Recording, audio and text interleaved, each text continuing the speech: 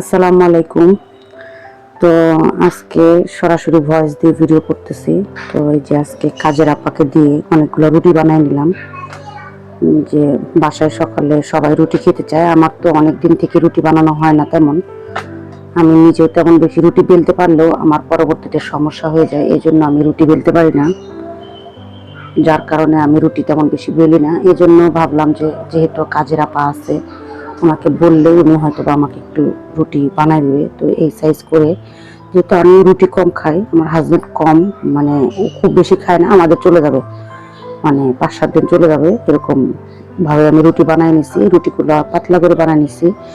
তো এগুলো এখন আমি হালকা করে সেঁকে ফ্রিজে রেখে দেবো। তো রুটিটা আমার ছেলে মেয়ে সবাই পছন্দ করে, তো সেক্ষেত্রে আমার রুটি বানানোটা আসলে মানে দরকার ছিল। তো ওরা সব সময় রুটি রুটি করে, তো ভাবলাম যে রুটিগুলো সেঁকে সেঁকে রেখে দিই বানিয়ে।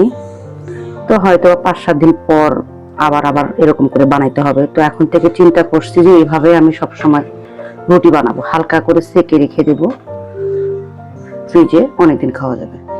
তো ঠিক এরকম করে করে হচ্ছে আমি সেঁকে সেঁকে রেখে দেব।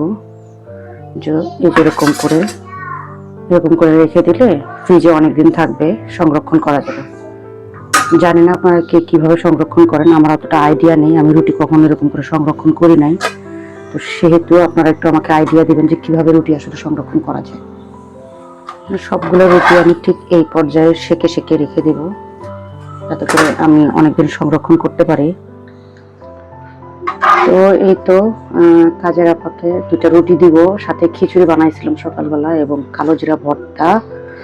তো ওনাকে সকালে খাওয়াইছি, সকালে রুটি, কালো জিরা ভর্তা এবং ডিম ভাজা, সাথে মরিচ ভর্তাও ছিল। তো ওনাকে আগে খাওয়াই দিছি, যে ওনার বাসায় আজকে রান্না হয় নাই, যার কারণে ভাবলাম যে ওনাকে একটু খাওয়াই নেই।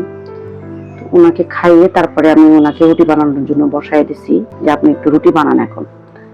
তো এই হলো অবস্থা। তো ওনাকে যাওয়ার সময় 2টা রুটি সাথে খিচুড়ি দিয়ে দিব, আর সাথে একটু কালো জিরা ভর্তা দিছি। তো আর ডিমটা আমি ভেজে দিলাম না। তো 4তলায় যাবো, 4তলায় ভাবিও খাবার দিতে চাইছে। তো হয়ে যাবে মোটামুটি, ওখান থেকে যদি তরকারি নেয় বা তাহলে হয়তো বা ওনার রুটি খিচুড়ি এগুলো দিয়ে চলে যাবে।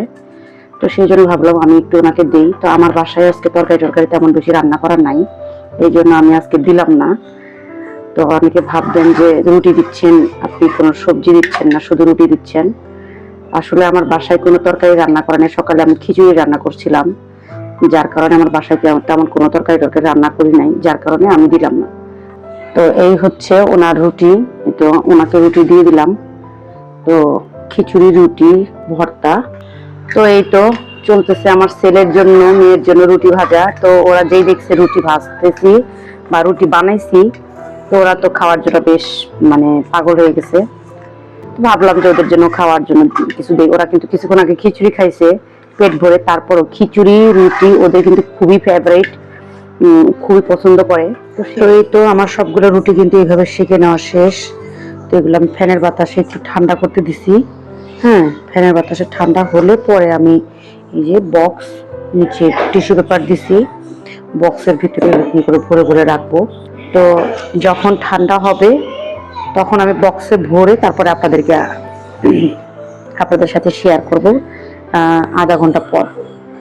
তো এই তো আমার বক্সে রুটি ভরা শেষ। এখন আমি এটা সুন্দর করে টিস্যু পেপার উপরে দিয়ে দেন আমি রেখে দেবো ফ্রিজে। ভিডিওটা আমার 3-4 দিন আগের করা। এটা আমি সাদা আটা দিয়ে বানিয়েছিলাম রুটিগুলো, এরপরে আমি আরেকবার বানিয়েছিলাম লাল আটার রুটি। তো আপনারা কিন্তু অবশ্যই কমেন্টে জানাবেন কে কিভাবে রুটি সংরক্ষণ করেন, আমাকে একটু আইডিয়া দিবেন। আমার কিন্তু কোনো রকম কোনো আইডিয়া নেই। ভিডিওটি কেমন লাগলো অবশ্যই কমেন্টে জানিয়ে যাবেন, এবং যদি ভিডিওটি ভালো লেগে থাকে আমার পেজটিকে ফলো দিয়ে ভিডিওতে লাইক কমেন্ট করে অবশ্যই পাশে থাকবেন। আর যদি আপনি ইউটিউব থেকে দেখে থাকেন অবশ্যই চ্যানেলটি সাবস্ক্রাইব করার অনুরোধ রইল। Thanks for watching my video. আসসালামু আলাইকুম।